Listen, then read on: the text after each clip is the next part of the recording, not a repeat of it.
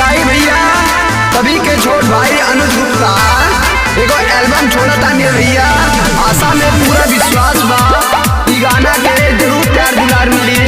ई गाना के लेखक बानी अजीत आवारा और म्यूजिक डायरेक्टर बानी भैया राजेश भाई। कैले करावल पपीरा का पानी ट्रेनिंग के बादो बढ़ल परेशानी। कैले करावल पपीरा का पानी ट्रेनिंग के बादो बढ़ल परेशान। सोचल सपना न लगे सकार हो पाई। 4 साल के नौकरी के बाद जियला हाल हो जाई। 4 साल के नौकरी के बाद जियला हाल हो जाई। जियला हाल हो जाई। 4 साल के नौकरी के बाद जियला हाल हो जाई। आर्मी जवानन के दिल घबराता कैसन इंसाफ होता कुछ न बुझाता।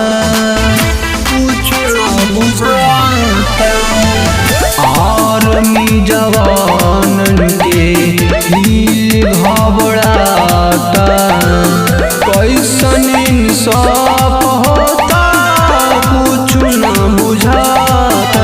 जन कितना भैया कुर्बान हो गई।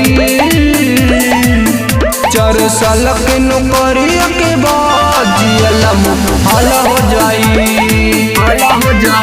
4 साल के नौकरी के बाद जियला हाल हो जाई। जियला हाल हो जाई। 4 साल के नौकरी के बाद जियला हाल हो जाई। यूपी बिहार के लइका सब बौखलात कांड बरियार होई ऐसन बुझात।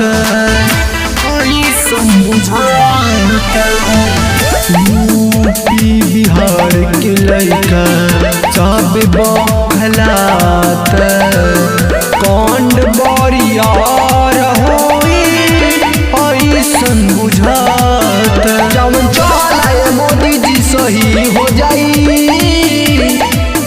4 साल के नौकरी के बाद जियला हाल हो जाई।